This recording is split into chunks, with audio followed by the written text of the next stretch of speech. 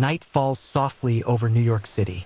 The streets glow with dim amber light, the kind that settles into brick walls and quiet alleyways, where history seems to breathe instead of move.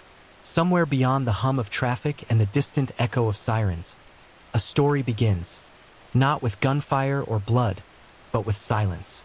Because the most dangerous transformations don't announce themselves. They happen slowly. They happen inside a man. Michael Corleone was not born a monster.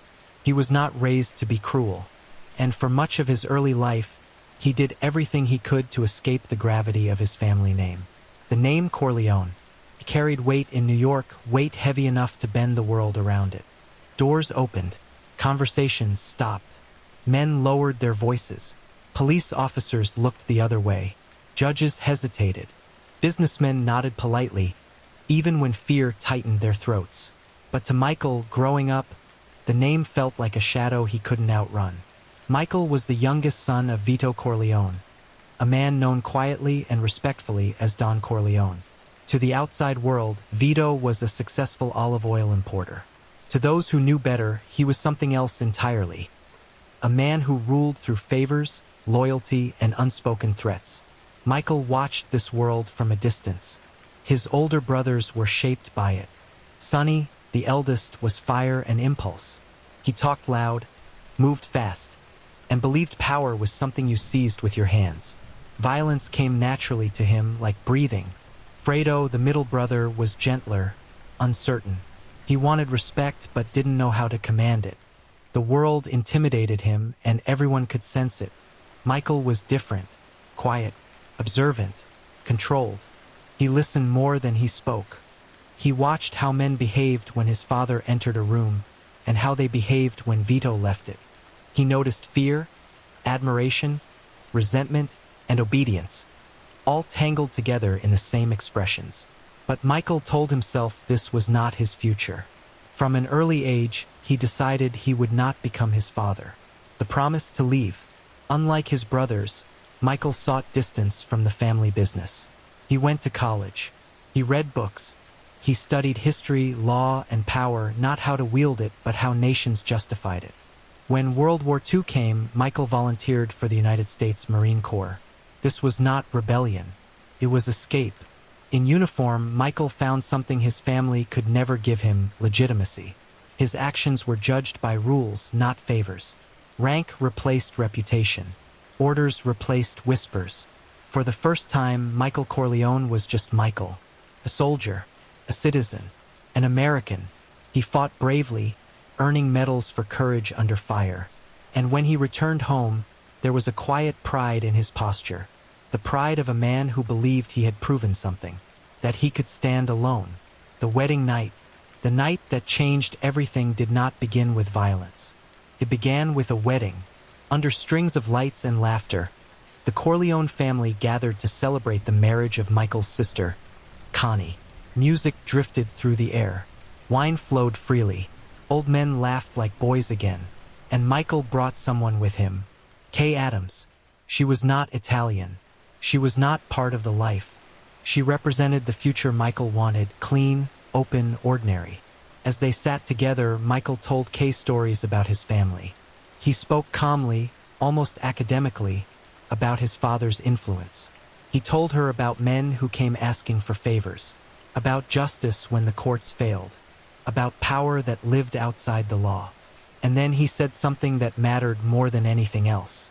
"That's my family, Kay. It's not me." He believed it. At that moment, Michael Corleone truly believed he could walk away forever. The first crack. Power, however, does not release its grip easily. Not when blood is involved. Not when legacy is written before choice. Shortly after the wedding, Don Vito Corleone was gunned down in the street by rival interests seeking control. Bullets tore through his body in broad daylight. The man who had built his empire on careful restraint lay broken on the pavement. The family reeled. Sonny took command with fury instead of patience. The underworld shifted, alliances trembled, and violence began to rise like a fever.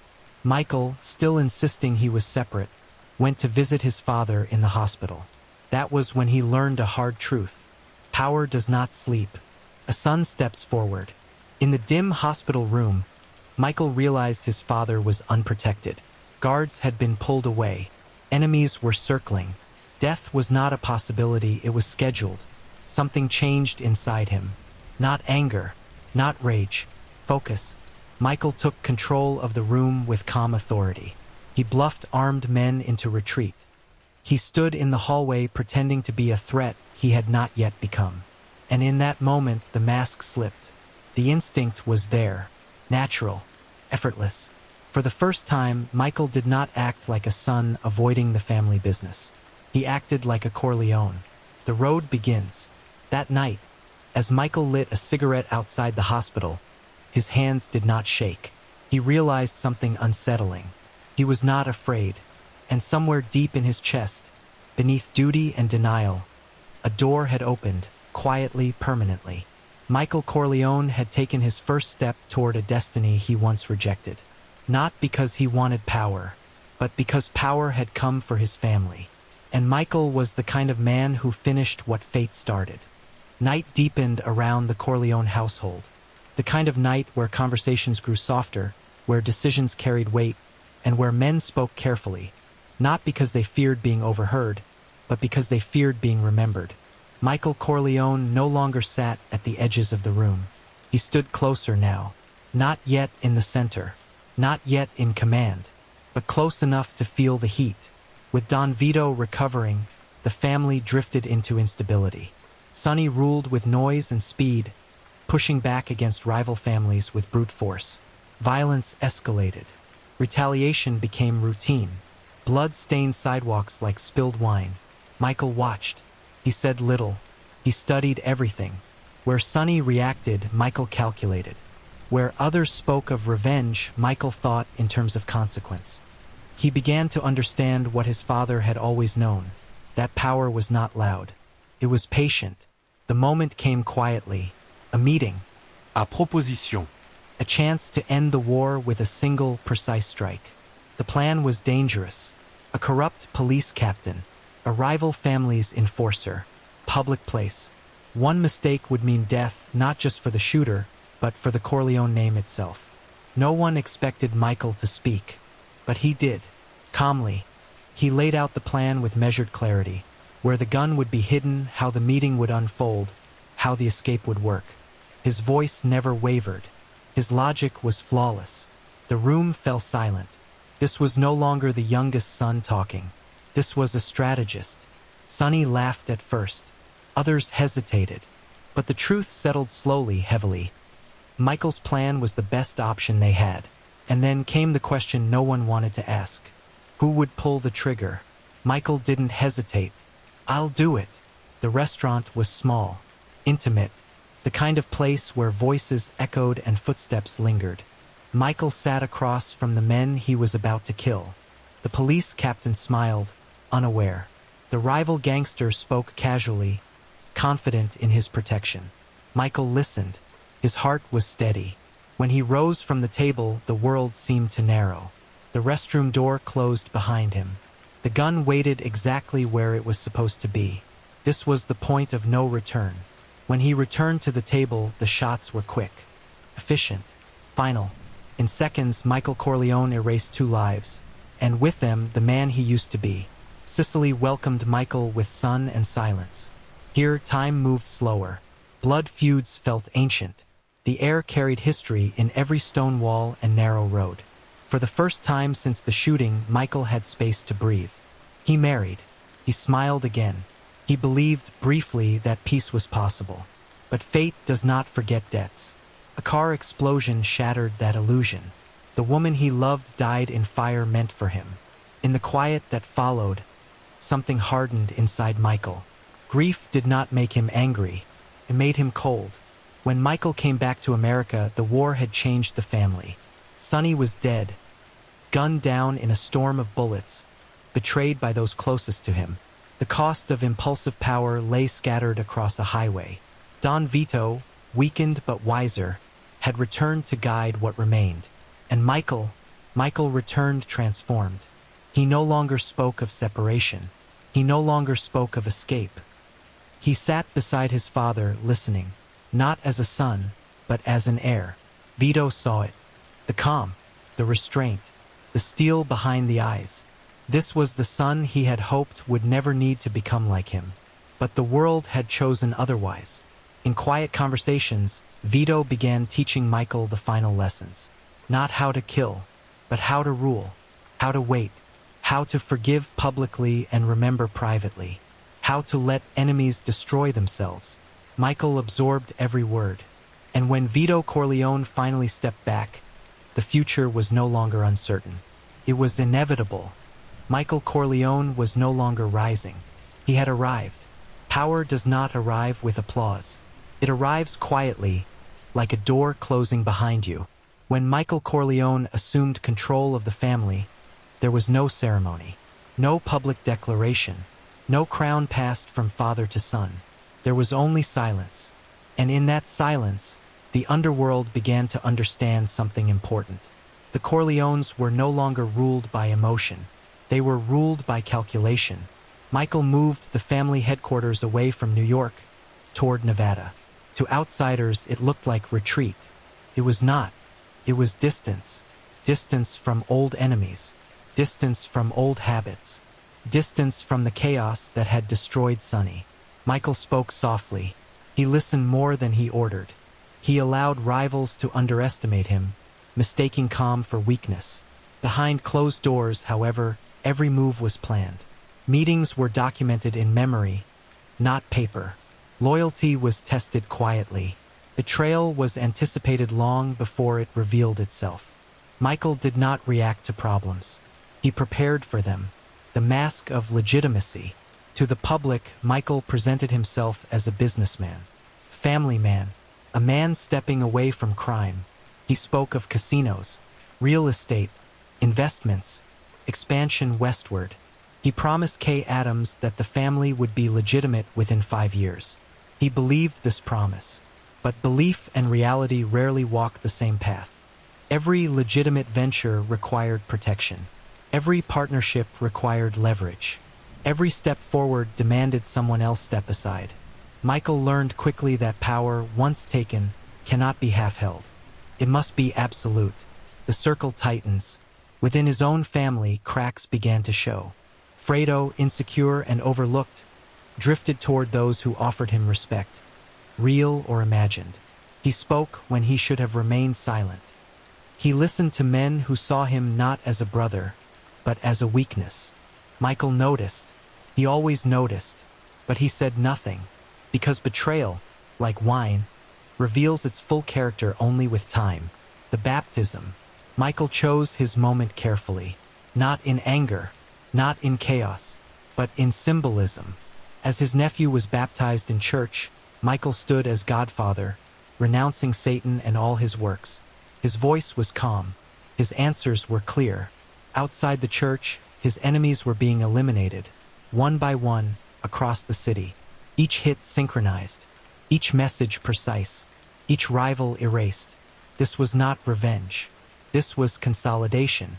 When the ceremony ended, Michael Corleone had done what no one else could. He had ended the war, and in doing so, he became the most powerful man in the room, whether the room was a cathedral or a boardroom. The cost of control. Power isolates. The more Michael controlled, the fewer people truly knew him. Kay sensed the distance growing. The warmth that once defined Michael faded, replaced by guarded silence. When she asked questions, he answered carefully. When she pushed, he shut doors, literally and figuratively. Trust became a liability. Love became a risk. And family became an organization. Brother against brother. Eventually, Fredo's betrayal surfaced. Not dramatic, not malicious, just weak. But weakness in Michael's world was dangerous. The truth struck Michael deeply, not with rage, but with disappointment. Betrayal from an enemy was expected. Betrayal from blood was unforgivable. Yet even then, Michael waited, because a Don does not act on emotion. He waits until justice can be delivered without witnesses. The final lesson from Vito. Before his death, Don Vito gave Michael one last gift, a warning. He told him who would betray him. He told him how to recognize the moment. And when that moment arrived, Michael did not hesitate. The old man's lessons had been learned perfectly, the transformation complete. By the time the dust settled, Michael Corleone was no longer a man struggling with destiny. He had embraced it. He had sacrificed love for control, family for order, his own soul for stability. The boy who once wanted nothing to do with the family business was gone. In his place stood a Don more feared than his father had ever been. Not because he was cruel, but because he was precise. Power does not collapse all at once. It erodes, quietly, slowly, from the inside. By the time Michael Corleone realized what power had cost him, there was no one left to warn him, only echoes of choices already made. A throne of silence. Michael ruled without challenge. His enemies were gone. His allies were obedient. His empire was stable, profitable, and feared. From the outside, this looked like victory, the kind men killed for. But inside his world, something essential had faded. The rooms were larger now, the conversations shorter, the nights longer. Michael trusted no one completely. Every smile carried calculation. Every agreement carried contingency.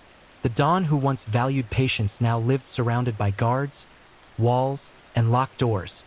Not to protect his life, but to protect his control. And control, once absolute, became a prison. The weight of blood. Frito's fate haunted Michael in ways he never spoke aloud. He justified it as necessity. He explained it as order. He buried it under responsibility. But blood remembers. In quiet moments, Michael replayed conversations that could not be changed. Paths that could not be reopened. A brother who wanted to belong and was destroyed for it. This was the line Michael could never uncross. And deep down, he knew it. The crumbling family. Kay left him, not with screams or drama, but with clarity. She saw what Michael had become. A man who could justify anything. A man who believed control was love and silence was safety. Michael tried to reason. He tried to explain. But explanations are meaningless when trust is gone. When the door closed behind her, it echoed longer than any gunshot he had ever ordered. The Don of the Corleone family was alone. The illusion of redemption. Michael spent his later years chasing legitimacy with desperation disguised as dignity. Charitable foundations, religious connections, business ventures washed clean of visible crime. He believed that enough good deeds could balance the ledger, that the past could be negotiated. But the past does not bargain. It waits. Violence finds him again. Assassination attempts followed Michael like shadows. Some failed. Some came too close. Each one reminded him that power never truly retires, it only shifts hands. The violence he had once directed now circled back toward him, inherited by a new generation that knew his name but not his reasons. And that, perhaps, was the cruelest truth. Legacy outlive intention. An old man looking back. In his final years, Michael became a man surrounded by memories instead of people. He remembered the war, the wedding, the restaurant, the promise to Kay. He remembered the boy he had been, the one who believed he could step away. And for the first time, there was no strategy left. Only reflection. Death without ceremony. Michael Corleone did not die in a hail of bullets. He did not die in a courtroom. He died quietly, alone. A powerful man reduced to silence, holding nothing but the weight of his own choices. There were no last orders. No final victories. Only the end of a long transformation. The legacy. Michael Corleone's legacy was not just an empire. It was a warning that power demands sacrifice, that control costs connection, that the greatest danger is not violence but isolation. He became everything he once swore he would never be. And in doing so, he proved a truth as old as the streets that raised him. No one escapes the gravity of their blood for Eve.